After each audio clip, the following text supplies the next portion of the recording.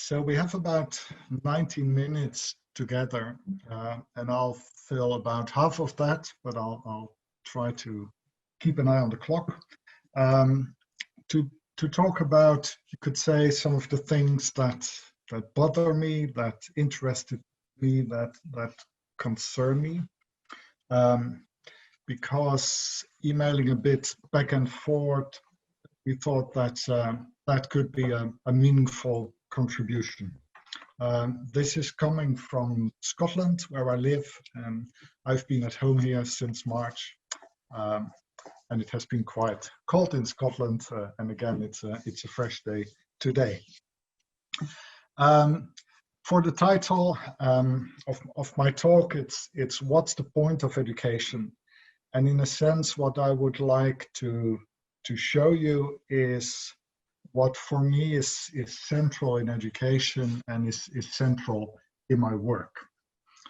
So I would like to provide, as I put it here, an insight in some of my key concerns. They're partly intellectual.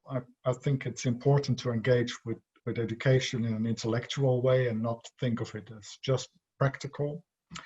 They're hugely political because education matters in all kinds of ways. But for me, any talk about education, first of all, has to be educational. Now, when I was just introduced with this long list of things I'm doing and have been doing, that always makes me feel very tired, that I think, gosh, is that possible? And when I'm in the middle of it, I just do. But when I look back, I'm sometimes also surprised about how much I have done. Now, the next thing I'll show is not to intimidate you, but over the years, I've managed to write quite a lot of books. And there is an interesting sort of progression in it. Long ago, and this was based on my own PhD, I wrote a little book on pragmatism and educational research. And then I wrote a book in 2006 called Beyond Learning, in which I started to raise some questions about the language of learning in education. I'll come back to that a little.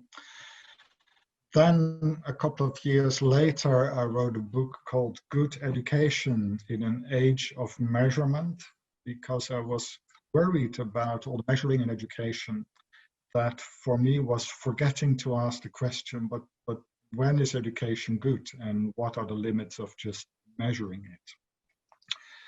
A little book after that called Learning Democracy in School and Society was very much looking at democracy and citizenship.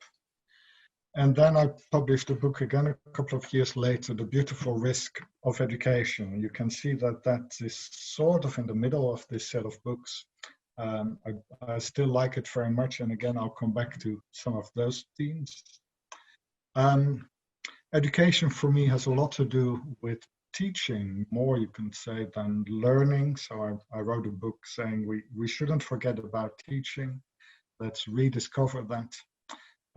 And then I also wrote a little book roughly at the same time saying, what if we look at art and art education in terms of teaching? Most recently, there is a book called Obstinate Education. And obstinate means it has a bit of negative kind of connotation.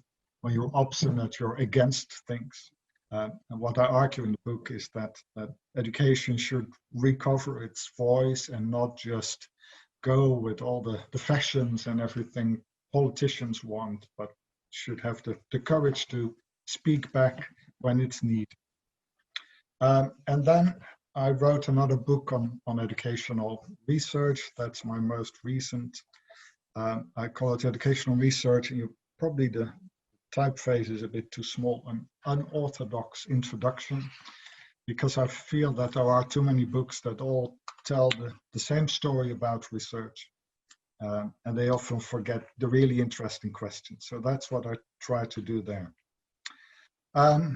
So you can say this is quite a journey, but when I look back, there is some consistency in it.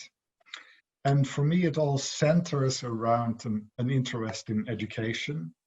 And education is one of these words that everyone uses, but when you begin to look into it, it's actually quite a complicated notion. So in my talk, I want to unravel and look at that word from a couple of different angles. And I hope that helps in getting into a conversation.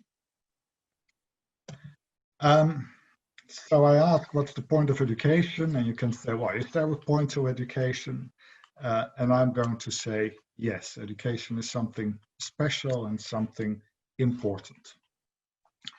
When I use the word education, and I'll come back to questions of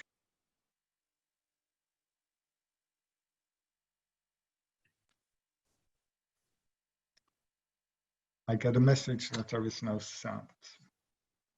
Okay, I get a message that the sound is back.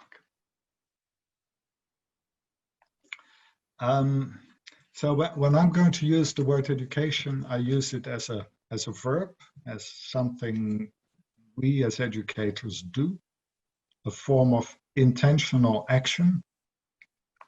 Although you can read there also this strange phrase, intentional non-action, because I think as educators, sometimes we also deliberately decide not to act.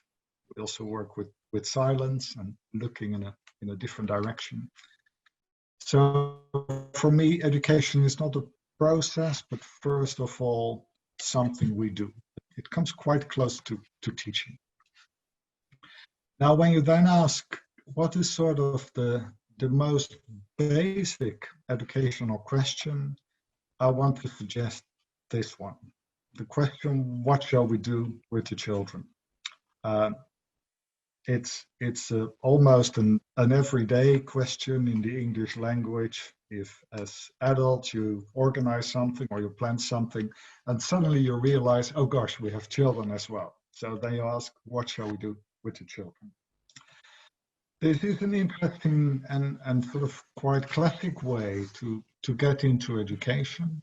The German philosopher Schleiermacher, for example, says, what is education? That's the response of the current generation to the fact of development.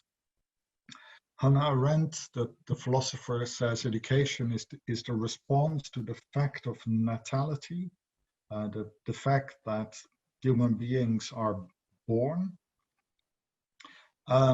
So this idea that education begins with children that are being born or students that walk into the classroom at the start of the new year, somewhere there education starts.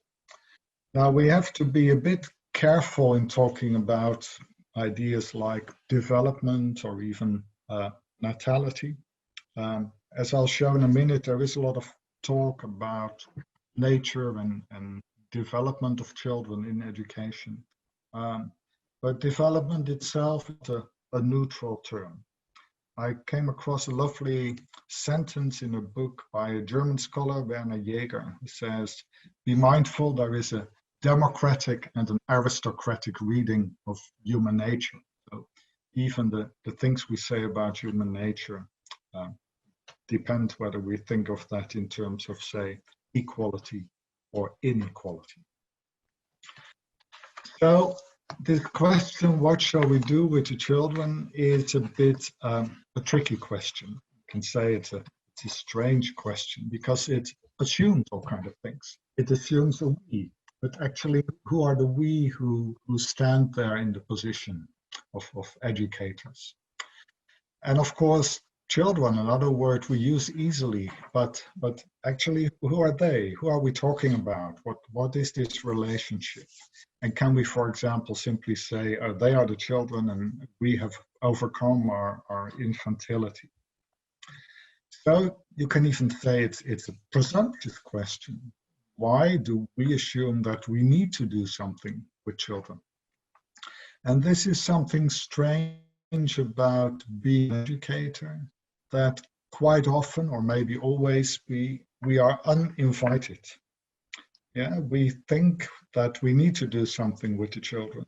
And whether the children think that that's a good idea, well, often we don't ask.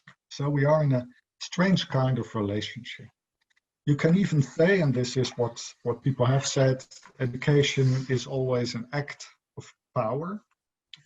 Children don't ask for parents, but they are born in a situation where they have parents. Many children do not out of themselves desire to go to school, but they go to school and they meet teachers then. So it begins as power, but you can't say over time, the child can turn back and say, thank you, parents, or thank you, teacher. Then you can say this act of power becomes authorized. But there are many traumas and bad things happening in those relationships as well. And sometimes we just walk away from our parents and from our teachers. So we have to be very careful in grasping this relationship. So language you may have come across to say what we need to do in education is meet the needs of the learners.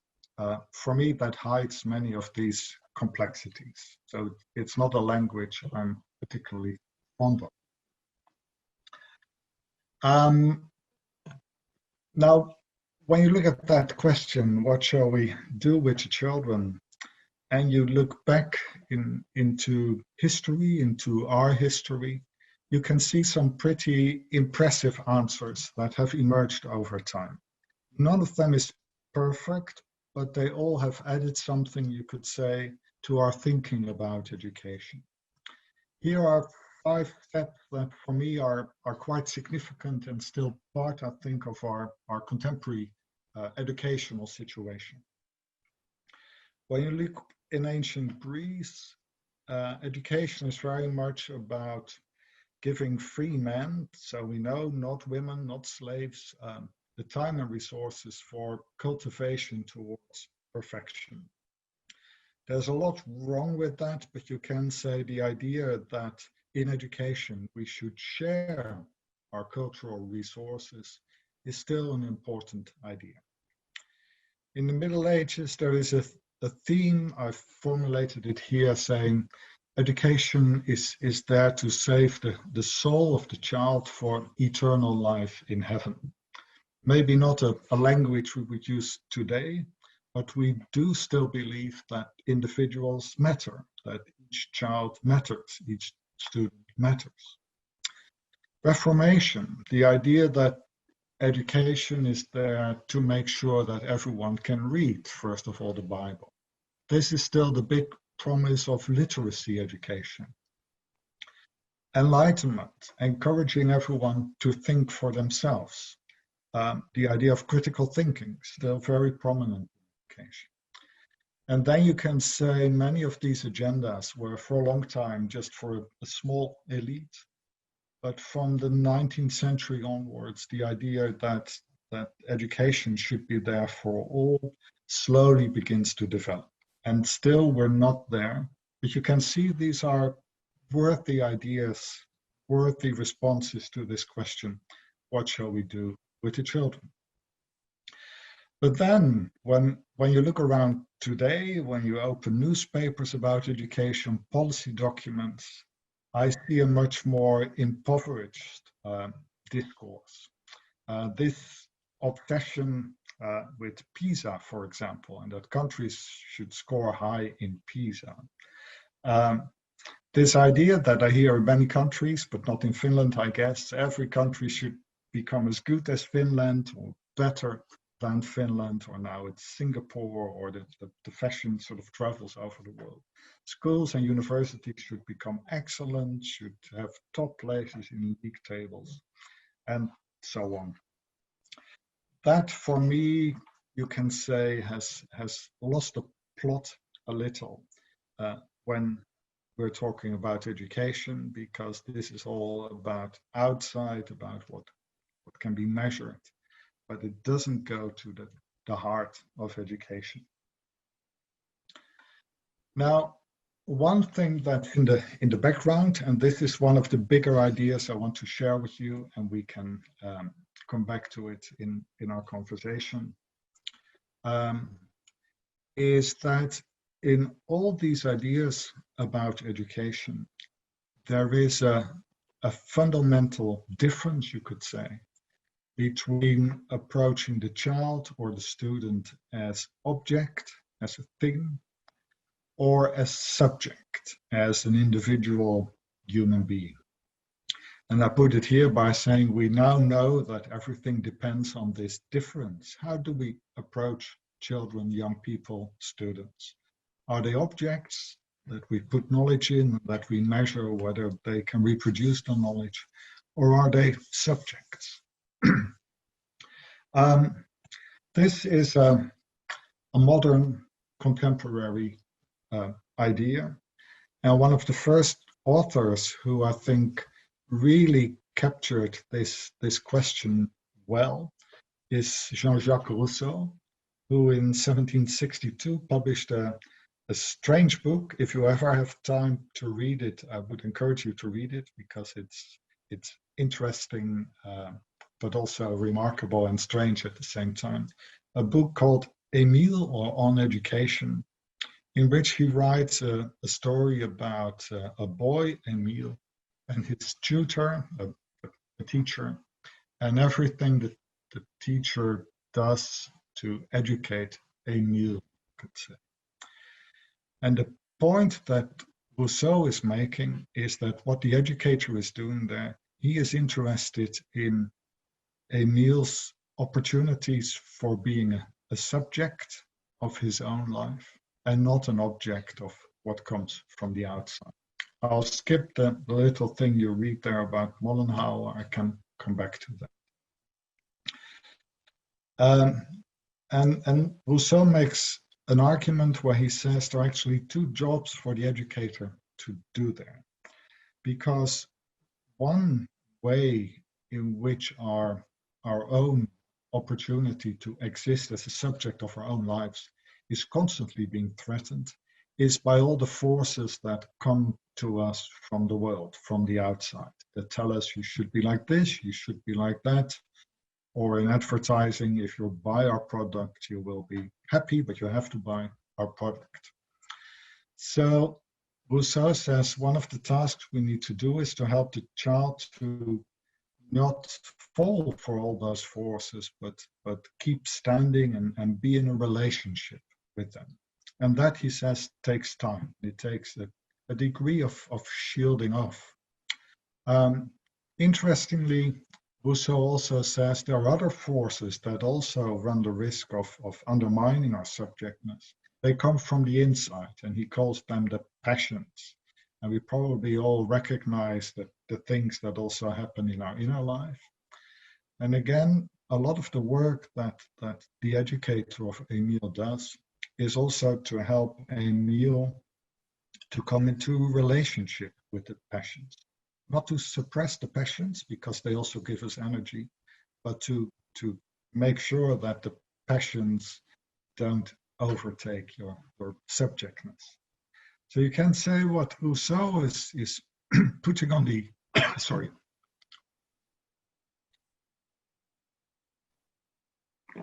on the educational agenda is this interest for children to become subjects of their own life and you can say achieve a degree of sovereignty within all the forces that come from everywhere.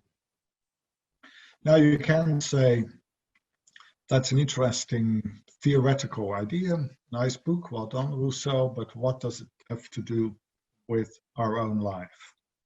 And here I personally take a lot of inspiration from a German philosopher, Theodor Adorno, who in 1966 did a radio interview that became published as Erziehung nach Auschwitz, Education After Auschwitz. And the opening sentence of that essay is very strong and very clear, where he says the first demand upon education is that Auschwitz will not happen again. And there is something you could say where you can say, yeah, of course, Auschwitz is horrendous. And if education has anything to do in relation to our human existence, this is the first demand. I don't know for any of you who read German, but here is an interesting passage. I think this follows immediately from this opening sentence, where Adorno is a bit impatient and says, this demand is so fundamental that I don't think that it has to be justified, or even that it can be justified. And Adorno says, I cannot really understand why we keep forgetting this. And he is speaking 21 years after the end of the Second War. So Adorno puts this whole question of human existence quite central in how he looks at education. And he says the task of education is to prevent this disaster of Auschwitz.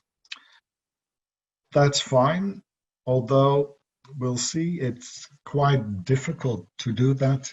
And that's why I always put another author next to Adorno. And this is Primo Levi, who actually was interned in a concentration camp. And he also reflects on Auschwitz, but he says something different. He says, because Auschwitz has happened, it can happen again. You can see where Adorno, in a sense, wants to say this is the biggest evil and we need to keep it away from us. Levi is saying this evil is also somewhere inside of ourselves. So we cannot simply say everyone else is bad and I have nothing to do with that. He alerts us to the fact that this is part of the human condition. So it's a bit more difficult, I think, what Levi hints at. Now, how does this all connect? I think what Auschwitz shows is the real possibility of objectification, that other human beings are just seen as objects and not as subjects in their own right. And this is a possibility. It's not something theoretical, it's something really practical, really real. You can say Auschwitz showed that happened in life. It was part of a political agenda. But when you then begin to look around you and begin to see, is objectification still happening? I would say yes. It's happening in governance. It's happening in education. So my big concern with this whole industry of measuring education is for me a form of objectification. And another thing, and we may come back to that as well in our discussion, is increasingly we are also asking our students to objectify themselves. Yeah, I read a lot about self-regulated learning, for example, where we simply say to our students, you have to control yourself, you have to set your own goals, you have to manage yourself. And for me, that doesn't sound like liberation. Now, the argument for many of these developments is that people say, well, if we do our best, if we measure and control and inspect and ask educators to be accountable, then we can really get a grip on education. And if we have this grip, we can steer education in the direction we want. And up to a point, you can say that there is an argument for that, but there is always a limit, and we shouldn't forget that if we go beyond that limit, then suddenly we are no longer doing education, but we have objectified our students. That's maybe the main message I try to express in this title of the book. I often think the title says enough, so if you don't have time, you don't need to read the book. But that education is a risky process where there are no guarantees, but where we should try, and that this risk is worthwhile. So you can say it is a beautiful risk, and we shouldn't see that just as a problem. And we take this risk because we are interested in the possibility for our students to exist as subjects, not as objects. Now, I sort of invented or used an English word for that, subjectification. which is an odd word, but sometimes I like odd words because they help to focus the attention or to get into a discussion. So what is education as subjectification? It's not that we as educators think we can produce our students as subjects, because when we talk the language of production, we're back in objectification. It's also not moral education, so it's not that we put up our finger and say, you should be responsible and you should behave. The best we can do is, in a sense, think constantly about how can we, as I put it here, bring the subjectness of our students into play. How can we help them to come in situations where they meet this possibility for themselves to be a subject? I know this may sound quite abstract, and there's a lovely story I often tell about an American educator, Homer Lane, who moved to Britain in the 1920s, and he set up a residential school in the countryside for teenagers, you could say, from London, who had criminal convictions. And what Homer Lane tried to do is, in a sense, give them an educational opportunity rather than just put them into prison. And there's a very nice story that Homer Lane tells about a boy where he hears at some point that the boy has destroyed a vase that Homer Lane owned.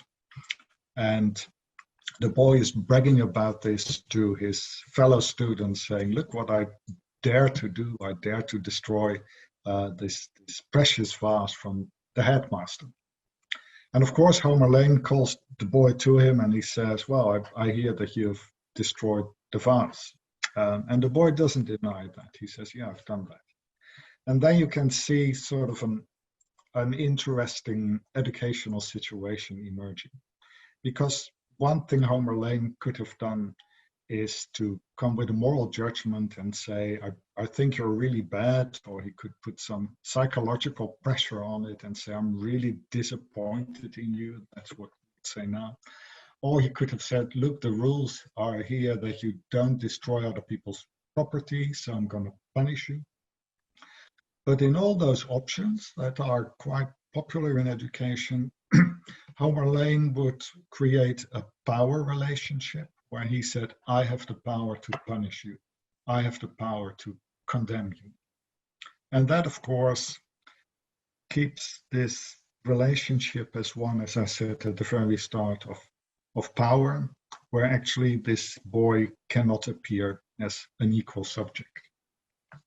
What's interesting about this little story, and I think there's an awful lot in that story, is that Homer Lane does something else. He takes his watch, puts it on his hand and holds it in front of the boy and says, I know what you've done, and look, here is my watch. My watch is also precious to me. Would you like to destroy my watch as well? And you can say in this little gesture, Homer Lane puts the boy in a situation where he says, look, you can be a subject in your own right. So I give, with this opportunity to destroy my watch, I remind you of the fact that you can be here as a subject, but it's entirely open to you what to do there. For me, this is one of the loveliest examples of what education can do there as well. Not telling the boy you should behave like this or that, but saying, boy, don't forget that you can be a free subject in this relationship.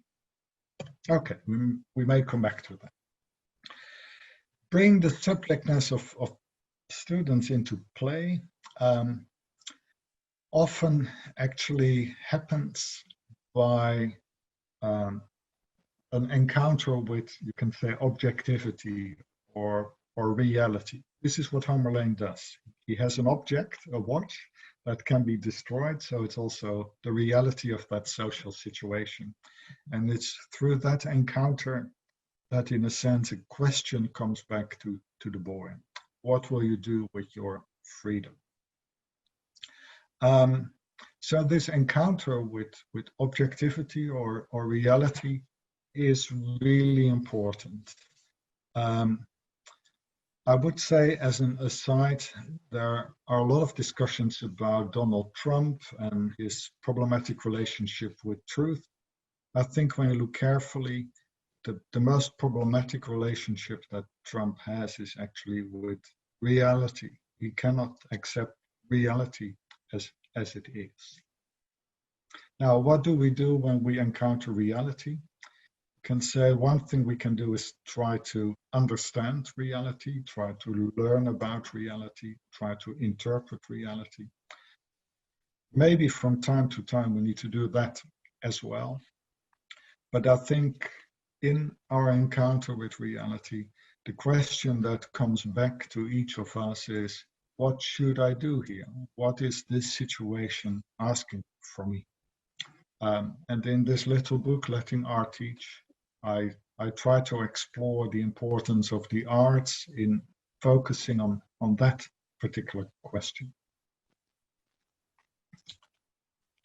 Now that's already 30 minutes, so I'll see how I can bring it to conclusion in about 10, 12 minutes from now. Because the point I'm trying to make is that if we think about education along these lines, then we have to see that the logic of education, as I put it, and logic I mean in a broad sense, is an existential logic. It has to do with how we try to exist as human beings. Why do I emphasize that? Because I think there is an awful lot of talk about education that uses very different discourses: biology, sociology, psychology, neurology. And I think that all these discourses run the risk of missing the existential point of education. Now, all these discourses are there, and you probably have views about that as well. They often come in because they say, well, if we spend a lot of money in brain research, we can improve education. Yeah, if we know how the brain works, we know how people learn, and then we can make that better, and at some point we can make it perfect. Or if we understand completely the sociology of education and the inequalities that work there, we can improve it and make it perfect. And you can say the ambitions are good, but if you forget that the fundamental educational question is existential, then all these ambitions distract rather than that they keep us at the center. I'm now going to skip a couple of lovely slides, and maybe in our conversation we can come back to some of the things I try to do there. But when I highlight that the educational question is an existential question, what I mean by that is that it's not the question who we are or how we become who we are. You can say the word identity has a place there, and identity is important, but ultimately you can say there is a more important question, the question how we are. Yeah, we can establish an identity, but once we have that, then the question is, what are we going to do with that in our lives? What will we do with how we have become, with our identity, with everything we have learned, with our capacities, competencies, but also with our inabilities, our blind spots, our incompetencies? Out of that, each of us has to make their own life, has to try to exist as subject, not as object. And for me, that is sort of where the key question lies. I once put it like this, and I think I even made a joke that we could put this on a t-shirt, where I say the educational question is the question of the I. But then it's really important, not the I that's only interested in itself, you can say, the I that is trying to live a life, to exist in the world, with the reality of the world. When people ask me, what is your educational theory? Is it child-centered or not? I always say, no, it's world-centered, because ultimately we need to encourage each other and the new generation to exist there in the world. So if the core focus of education is existential, then for me the language of development hasn't got a lot to say there. Yeah, for me education is not about influencing or directing the child's development.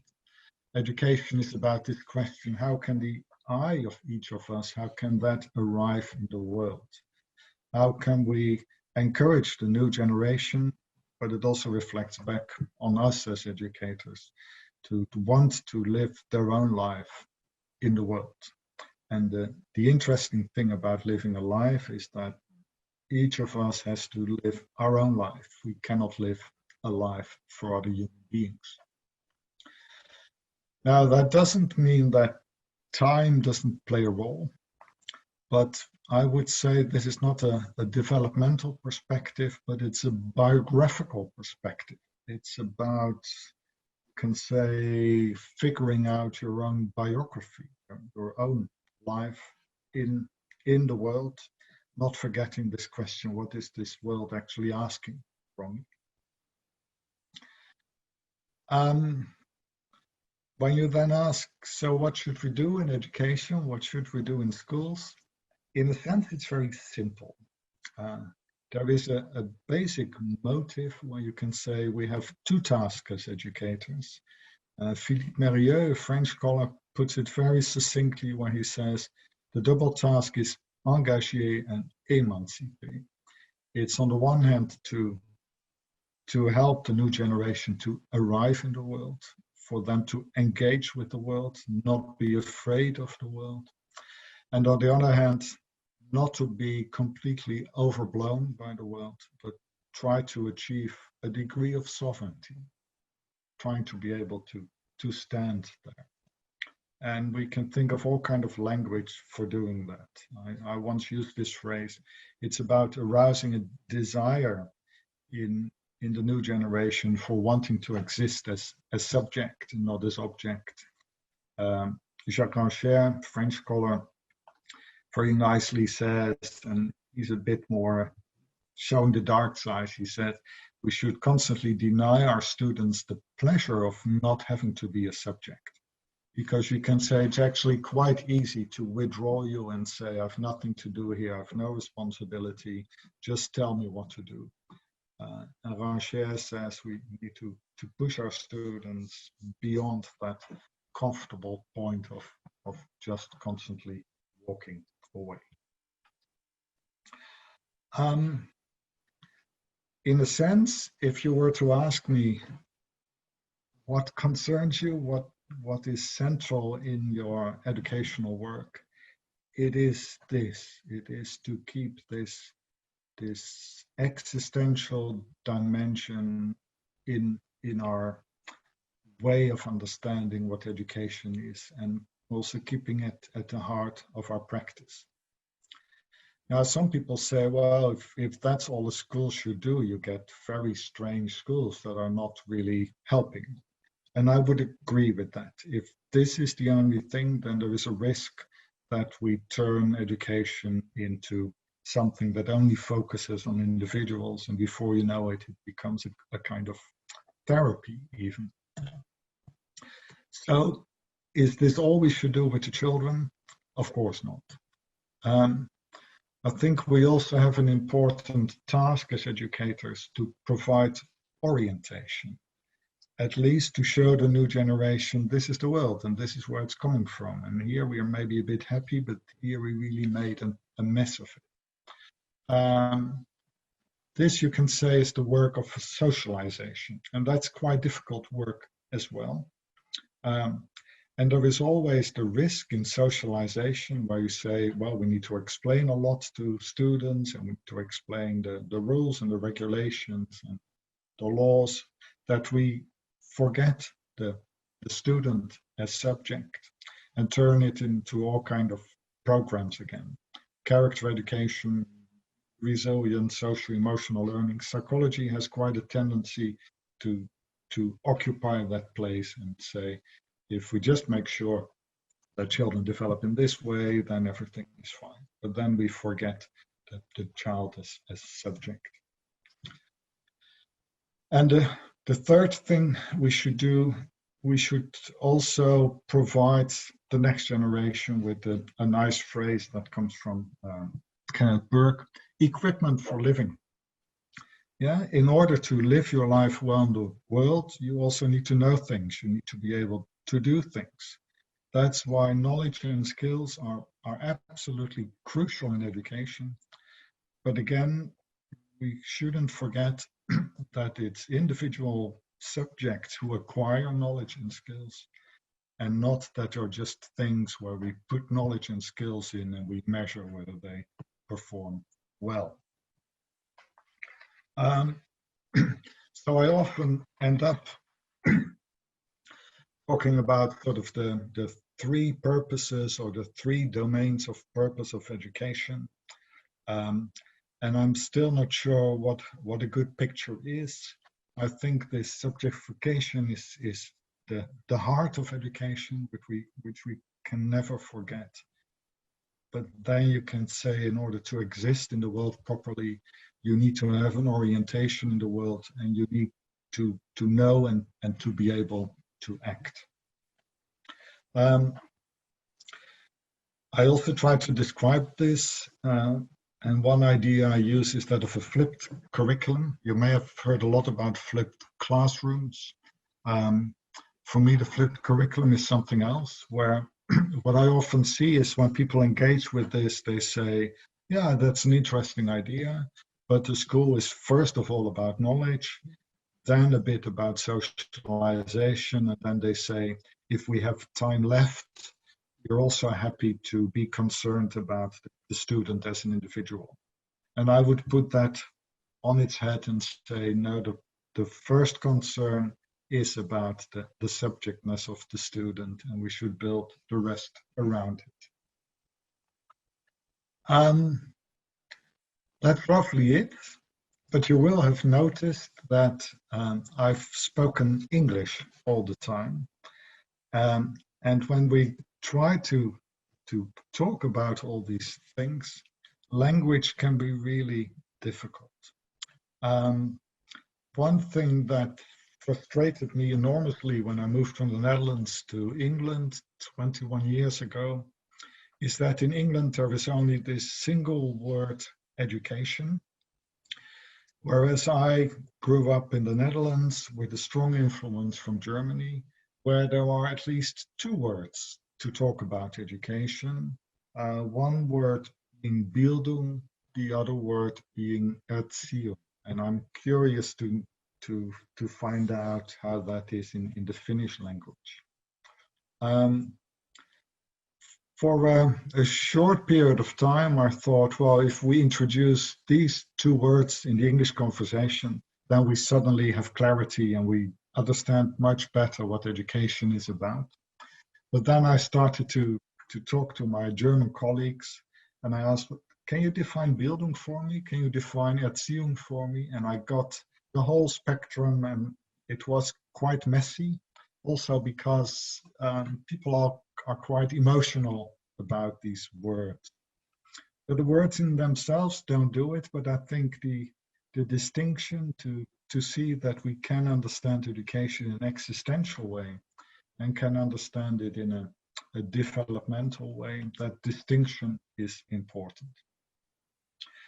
What some people in Germany don't like about Bildung is that they said, well, if there was one country that had perfect Bildung, it was Germany, but that perfect Bildung, that perfect cultivation was unable to prevent Auschwitz. And this is the discussion I'm a bit involved in the Netherlands, where over the past 5 years, people in education have said, we need to get Bildung because that will make education much better. And I keep saying, well, don't forget about what happened in Germany. So again, don't think that you can just fix education by getting the agenda right. And then we can move to other languages. Colleagues in Japan just wrote a book on Manabi, which is a completely different concept. And as I said, tell me more about concepts in Finland. So language is important, but what is even more important is not only getting the language right, but keeping the issues that really matter on the table. And one of my main concerns is that education is constantly running this risk of objectifying students, objectifying teachers, often coming out of good intentions, but good intentions can lead to bad consequences. So staying in conversation about this for me is the most important thing. And that's why I'm now finished and hope that we can get into a conversation if we believe that there is a point to education in the first place. And I think that ultimately is a belief. If we don't believe in the point of education, then we can better give up because all the research will never tell us whether this belief makes sense, but this is the belief we need to keep alive in our human interaction. So here in Scotland, it's still quite early in the day. It's just after 9 o'clock, but I hope we have some time to talk about this. And as was said, I'm looking forward to a period as visiting professor, and hopefully at some point we can sit in the same room and talk about this in a different way. So I'll shut up now, and if you all unmute yourselves, we can see where that brings us. Thanks. Thank you.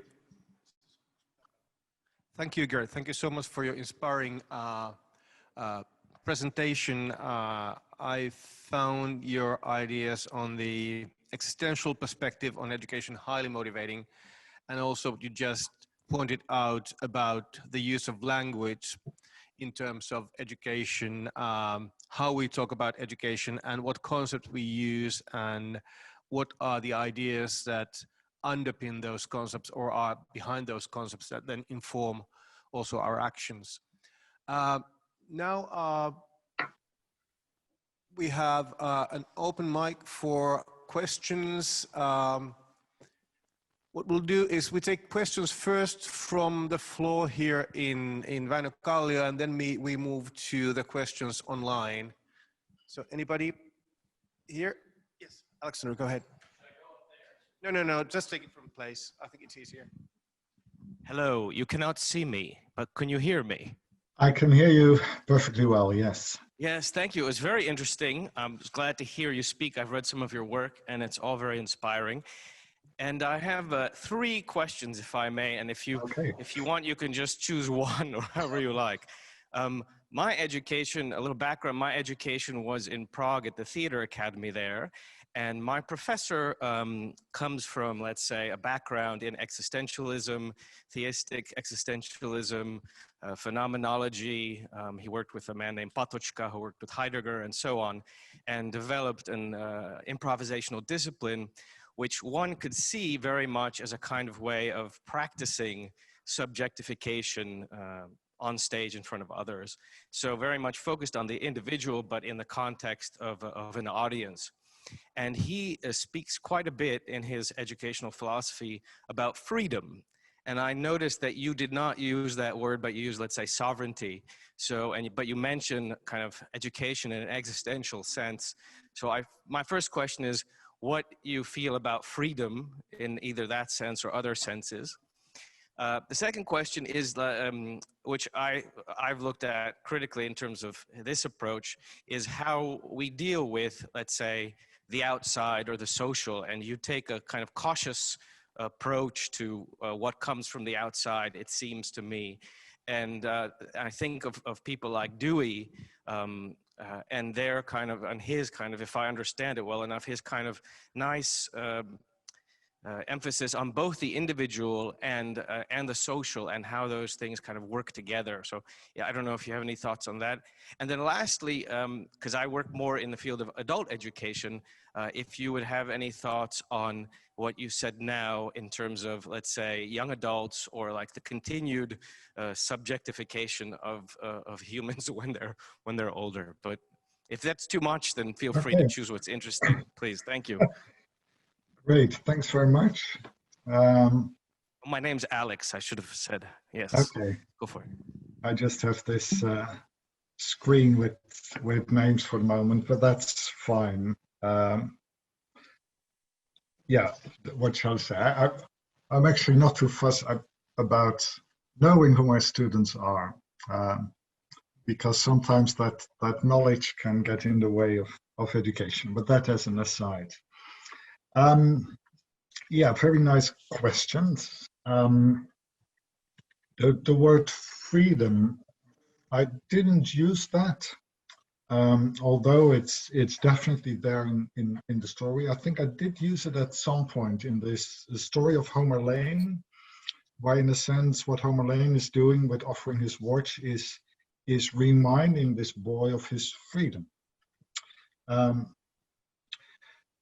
The problem with freedom, with the word freedom, is that it can sound a bit like freedom means that you are free to do what you want. That's also why I think I didn't use the word individual, but used this word subject, because what I like about the word subject, and this comes from Hannah Arendt's philosophy, is that she says we are subject in the double sense. That subject means that we are originators of action. Yeah, the subject in the sentence is the one who does the activity. But she says we are always subjected to this world, physical world, the social world, where other people respond to our initiatives. And you can say to exist in the world is to be in that strange sort of situationship where we begin but are subjected to what the world does in relation to that. So that's why for me the word subject is a nicer word than the word individual. And for me, sovereignty also describes that existential situation a bit better, where you say it is to be able to keep standing in the dynamics of everything that comes from the outside and the inside. And that's never something where we can say, yeah, we figured that out and we can do it. Each moment that challenge is there again. Can we keep standing, and how strongly should we be standing there? When should we be moving with the force? When should we be obstinate, you could say. So that's why I have some preference for words that try to get closer to this existential challenge. I'll be very quick about John Dewey. I think John Dewey has a wonderful theory of cultivation. So he had, in very much detail, he sort of explains how individuals can take up culture, but he lacks this existential perspective. And for me, that is quite a big blind spot in Dewey's work.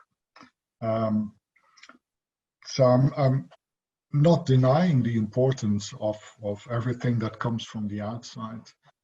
I'm just trying to say education is not the cultivation of an object, but it's the encouragement of a subject, you could say.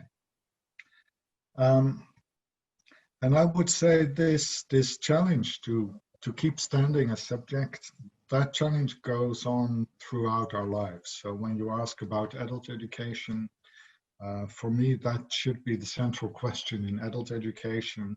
It is, how do we manage throughout our lives to take on this challenge of our own freedom? And that's why I'm so disappointed when people say, well, adult education is old-fashioned. We now have lifelong learning. For me, lifelong learning, you may have spotted it in the PowerPoint, is very much a technology of self-objectification.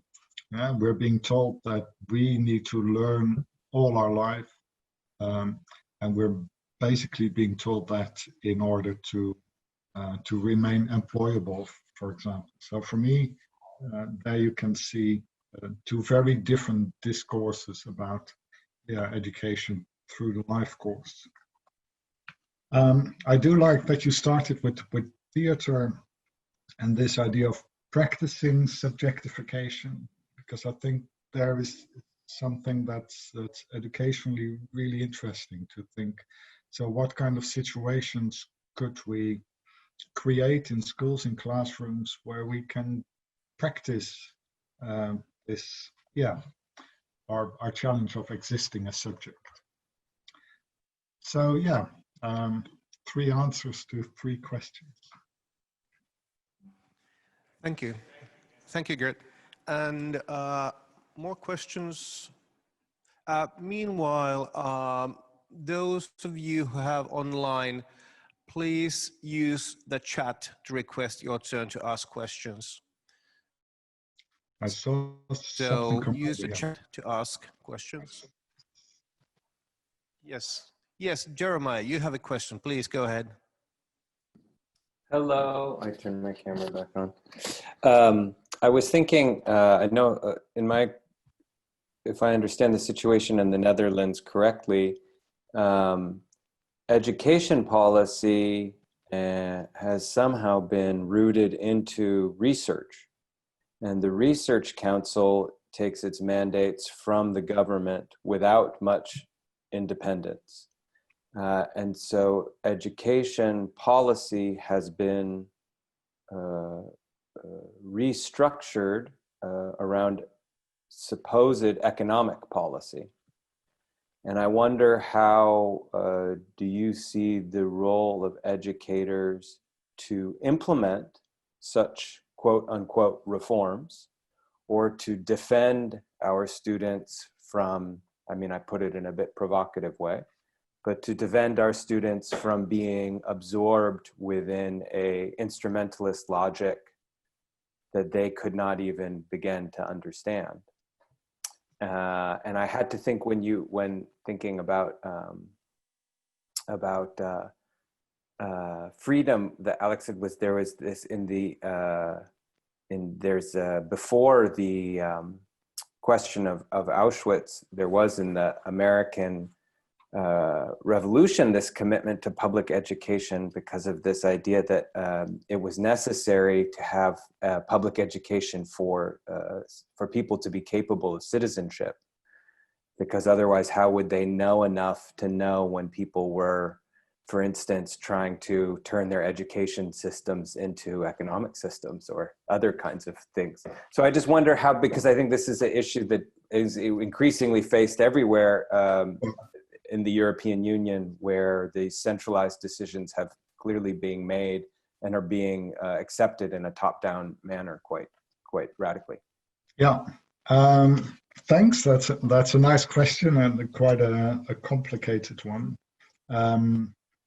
I assume that many would recognize that the economic imperative has become very strong in education policy.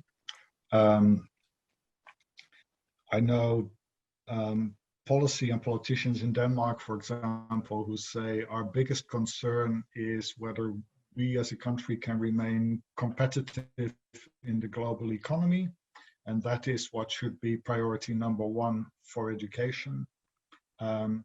So for me, that's a very explicit example there.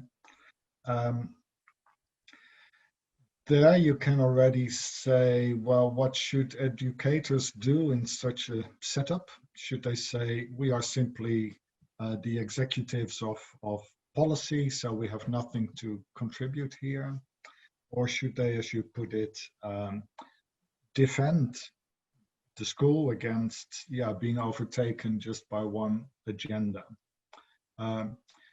that's in a nutshell what I try to argue in this book on obstinate education, to say that the task of educators is first of all to be concerned about education. And therefore, if agendas come in that begin to push that concern out, education needs to speak back in the name of education. But of course, then you get immediately into these discussions that I tried to show you a bit. Can we make this case that the central educational concern is this existential one? And some people simply say this is romantic talk, or it's old-fashioned talk. Let's just get real and just say the school is there to prepare the workforce, for example. So these are big political discussions. That's why I also like your link with public education, because you can say what should public education be? Should that be doing what the state dictates? Or is public education precisely there to, I would say, keep the educational space open? And for me, the educational space is, of course, also the space of citizenship, of free speech together.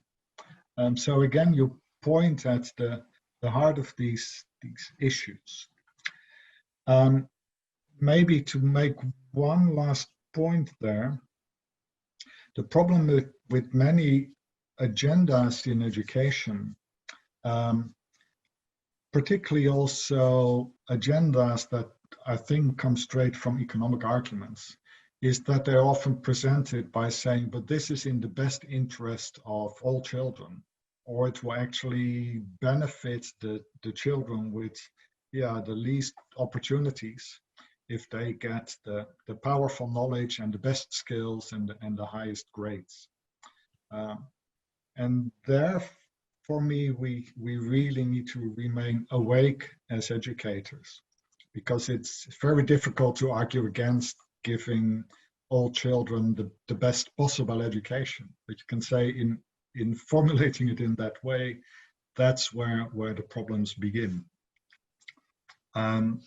So at one level, it's very obvious. A one-dimensional economic agenda forgets the whole question of our existence as subject. But that agenda is often not sold as an economic agenda, but is sold in terms of we should give everyone equal opportunities. And for me, that's dangerous, because we haven't got societies with our equal opportunities. So if we just say that's a burden for the school, but it has nothing to do with how we organize society, we actually task the school with an impossible challenge. Thank you, Gert. Thank you, Jeremiah, for the question. And then there is Tuulikki. You have a question, please. Yes. Can you hear me? Yeah. Yeah. Hi, Gert. Nice to see you. Nice to see you again. My background is fake, unfortunately. I have a question that maybe doesn't relate only to your speech today, but also to your earlier work and our learnings and conversations around that for the past months with my doctoral students. And it relates to subjectivity, which I feel that you are suggesting something that really offers us a new perspective in many ways. I would say that at least in our music education research community, maybe about 10 years ago, we came up with the concept of agency and also musical agency. One of our doctoral researchers who defended her thesis on music teacher education, she coined the term pedagogical agency that kind of complements musical agency. And in a way, I feel that our small community has started to take the concept of agency for granted in a sense. And when we discussed in our reading circle in spring with you, and you are not so keen on using that concept, and I remember that we discussed something in terms of how agency relates more to maybe psychology, the capacity of individuals, not necessarily something that individuals have, but something they might gain. Mm-hmm. And then I stopped again to think. I'm still kind of like searching for because I feel that I would like to also use the idea of subjectivity in my own work, but I want to kind of like have some reassurance. And I was just thinking, and I had to go back actually, sorry, to see have you actually used the word agency, and if you have, in what ways?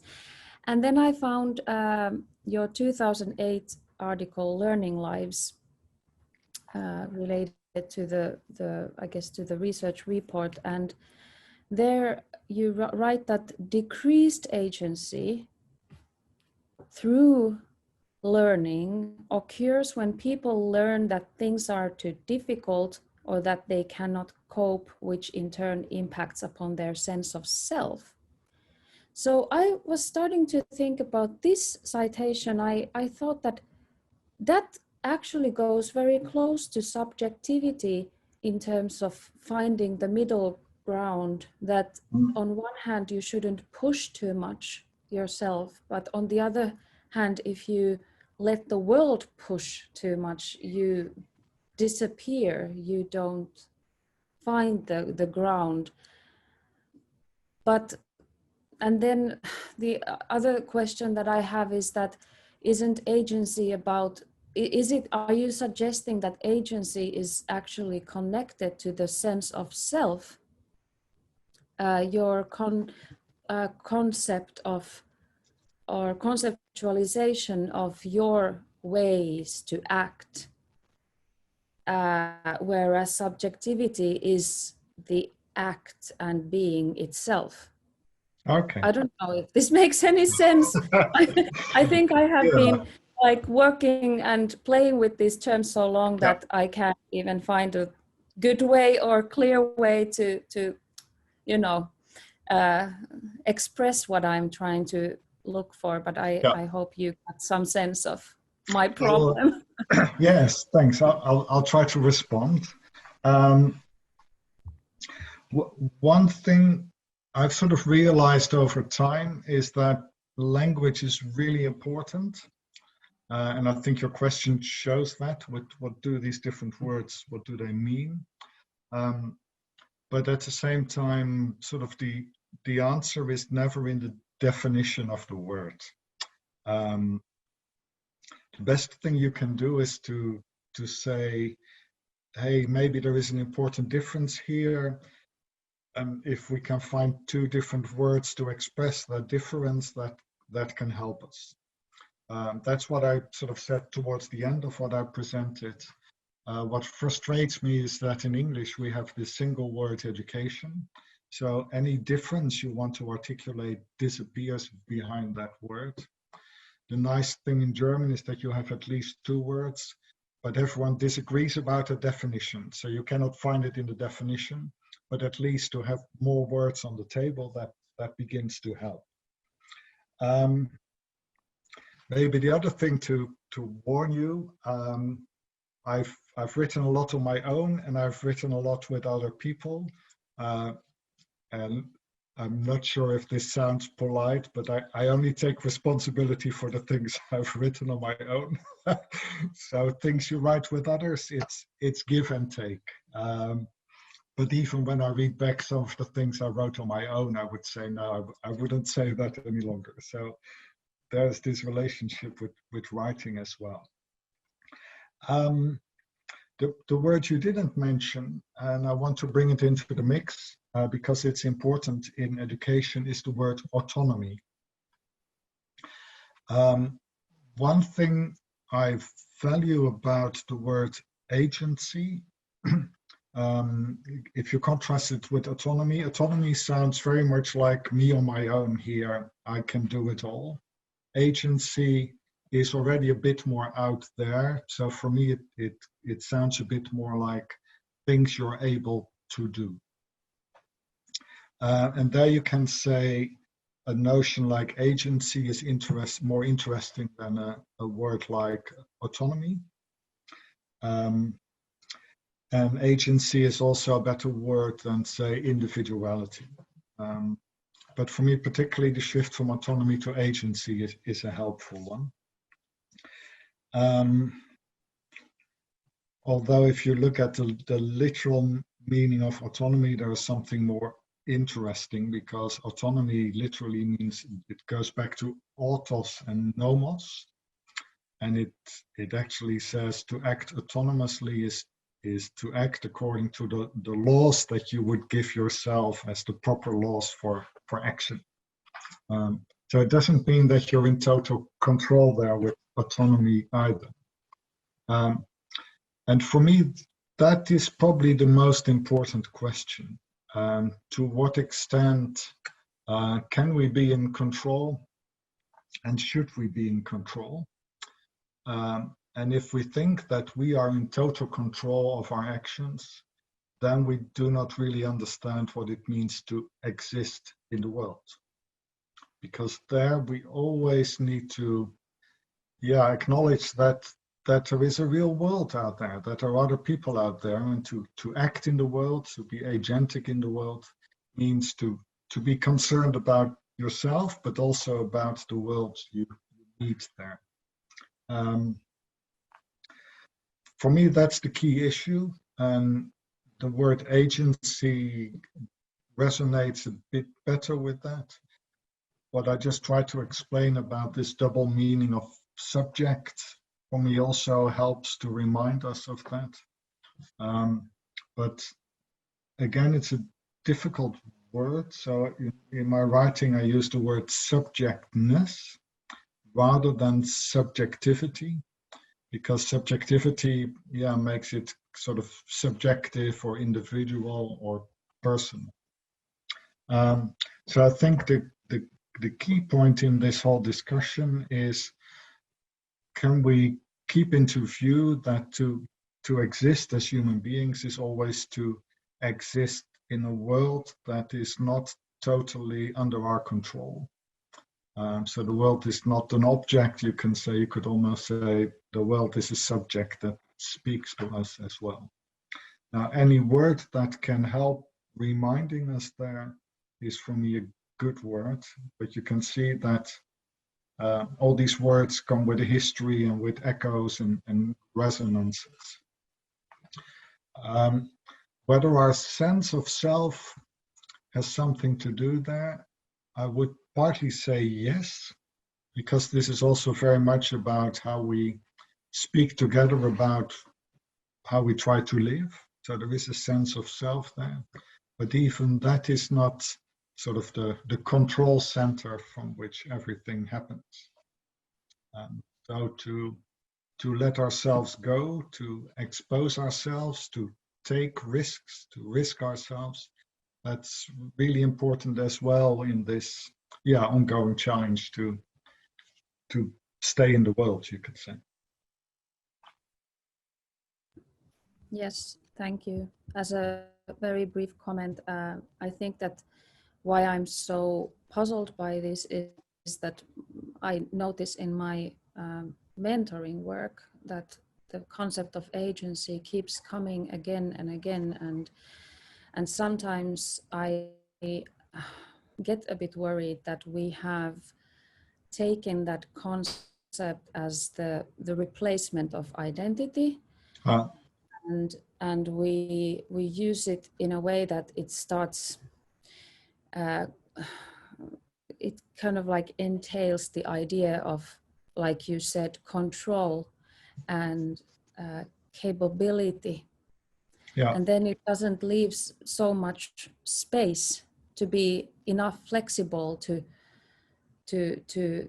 look at the whoever is the subject of having agency in a way that there is actually now after your reply, I started thinking about uncertainty, and that's the worry, the danger in using the concept of agency, that it becomes too certain, that it includes the idea of certainty, control, and not having to take into account the world around you. Yeah. Yeah. Yeah. And that's sort of the spectrum, and that's the real issue. Yeah. And often words can help for some time to unsettle and get things moving, but then they become fixed again, and you need to or find another word, or go back and say, wait a minute, what was the question to which this word became the answer? Yeah. Yes. Good. Thank you. Thanks. Thank you, Tuuli, for your question. Gert, I have a question for you to bring the discussion a bit closer to a recent debate here at Uniarts Helsinki on the relation between art and education, and also in reference to, we were talking about earlier about language and how it can be really difficult to play around with different concepts. Now, the question is, what is your view on the applicability or suitability of learning theories and educational concepts in reference to the teaching of artists in higher arts education? Are there any reasons why they would not fit for research on teaching artists in art universities, and what might be some of the limitations of educational research in investigating the teaching and learning of artists in higher educational contexts? Yeah. So it's a good question, and that's why I'm so much looking forward also to the visiting role with you, because I think this is a longer discussion that needs exploration. How shall I tackle it now? So you ask, is there a use of learning theories also in research on the teaching of artists? And two things come immediately to my mind. One is teaching of artists, where I probably want to put a question back and say, so what do we mean when we say teaching of artists? So you're obviously involved in the education of artists, and then I'm curious to see, so how do you think about that? If you maybe remember these blue circles I had on my PowerPoint, they could be purple, by the way, because I'm pretty colorblind, so I'm not sure. And this idea of the flipped curriculum, so I would say, what is at the center of your teaching of artists? Is it the question of their subjectness, even their artistic subjectness? Or do you see it first of all as qualification, knowledge and skills, or first of all as socialization? So there's an interesting discussion there, which is partly about what are your educational views, what you're trying to do there. In terms of learning theories, now this is the word I hardly used in my talk, because I think that learning is a very strange and, in a sense, a very empty concept. Very quickly, when you look at how we can meaningfully use the word learning, like learning to ride a bike, learning that 2 and 2 equals 4, learning to play the piano, learning history, learning to be patient, learning that you're not good at something. All those are examples of learning, but already in these 6 little examples, you see that it refers to very different processes, very different orientations, very different results, you could say. And that irritates me about the idea that there would be general learning theories, because learning to be patient is very different from learning, calculation. We don't have a lot of time left, so I'll make a strong statement. I simply don't think that there can be learning theories in a general sense. What we rather need is to theorize very specifically what we are actually after. And then the word learning often becomes redundant. You can do without it. So you can say, how can we study the process where someone manages over time to become more patient? Or how can we understand the process where someone over time becomes better at thinking through situations in a historical manner, or in an economic manner, or in a sociological manner? And we can study that, and we don't need the word learning for it. So if you then, your third bit of the question was, what about educational research? I would like to see research there that ask much more precise questions, and maybe that puts the whole word learning in a box for a year or so, and say we'll open that box after a year and we'll see whether we have missed that word or whether we have actually managed to become much more precise. And I'm happy for the coming year to assist you in keeping that word in the box. Excellent, thank you. It's really a discussion that's just beginning. I mean, obviously we have been doing for more than 20 years, we've been engaged with what we call arts university pedagogy here in Finnish, but probably pedagogy in higher arts education more precisely. And the idea is to take a closer look at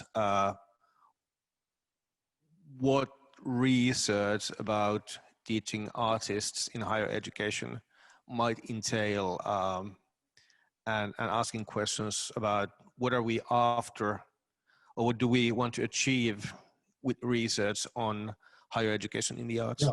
Yeah. So I'm very much looking forward to our collaboration in the next years to come. Do we have any more questions here? And do we have any more questions online? No? If not, thank you, Gert. Thank you so much for joining us this morning, and all the best to your time with us as a visiting professor. Fantastic. Yes, this was the best we could do. So, as I said, I'm looking forward to meeting again, and thanks to you all for being here, even if most of you were muted. As I said somewhere, what I miss most is the soundscape of the classroom. So we need to find a way to bring that back. But thanks very much, and enjoy the rest of your day today and tomorrow.